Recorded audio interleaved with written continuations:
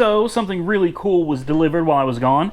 I'd like to thank the people at Ancel for sending me this OBD Space Technology FX4000. This is about a $235 scanner.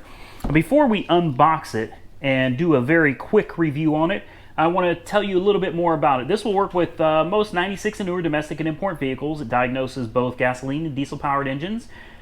This is a powerful scan tool designed to check engine, transmission, ABS, SRS, EPB, oil service reset, SAS, steering angle, and other system diagnosis.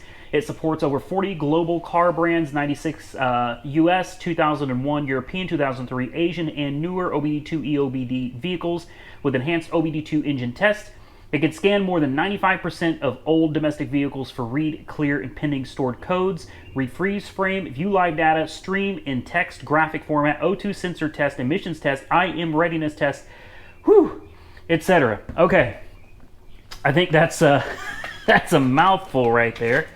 Yeah, these guys got a hold of me and they said, hey, we love your channel. Can we send you this OBD tester for a short review on your channel? So I was like, of course you can. I'm always into getting some new stuff. I've got several OBD readers already, but I will say that this one, at least from what I read, appears to be far, far superior from anything else that I've got at the moment. So it comes with a slew of cables here. All right, so this isn't just some little handheld OBD reader, guys. And from reading the description, I didn't expect it to be. This is a legit, powerful handheld code reader. And honestly, the price point of $235 is actually very, very reasonable for something this powerful. And we're actually going to test this out. You can see we've got the USB port on the bottom. We got a power adapter on the bottom. We've got your RS-232 port on the top. We got some nice rubber padding around the edges, so I assume you could drop it. I'm not going to, but it would probably survive a reasonable fall. In this bag here, we're going to open this up real quick, see what we got. All right, so right here is going to be your standard OBD2 connector. And then this is the port. This is the cable that's going to go from your OBD connector to your scan tool. This cable is going to be so you can update the software, firmware, etc. on your computer. So the first thing you want to do is plug this cable into the back of the reader, lock it down. You're going to take the other end of the cable and plug it into your OBD2 connector right here. Then just connect the other end like this. Be sure to tighten these little screws down here. So this unit could not have come at a better time because we have a check engine light in the Shinka that I've already diagnosed, but we also have, I noticed on the way home yesterday, the airbag light was flashing. So you just take this connector right here. I know it's hard to see, but just plug it in, find your OBD2 port, plug it into it. And of course you're going to want to turn your key on. You can see this thing booting up right here. We're going to turn our ignition on.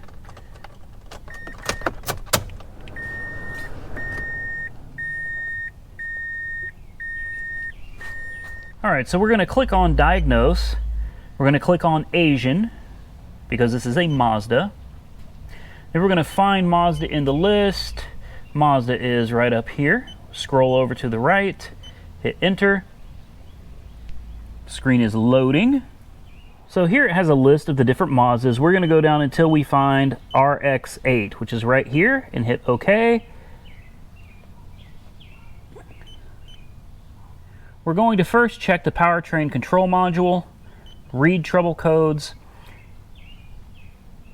and here's what we have. We have a P0037 for the heater control circuit, low voltage bank 1 sensor 2, and then we have a P0076, so that's a new one that I was not aware of, intake valve control circuit, low bank 1. Now we can go out of this by hitting escape. All right, so now I want to check the airbag code. So we're going to scroll down. We got so many. GEM, transmission control, tire pressure monitor. That's pretty cool. Let's actually click on that. No trouble codes. Okay, well, I know there's no trouble codes, but it's really interesting to see all the different functions this has. Now for the airbag, I'm assuming we need to look at the restraint control module. We're going to read the trouble codes. And it shows that the fault codes are a P3302 unknown code and a P1300 boost calibration fault. Interesting. We'll have to look those up. All right, so I'm very impressed with this little tool and everything it's capable of. Look at all the different control modules this thing is capable of testing.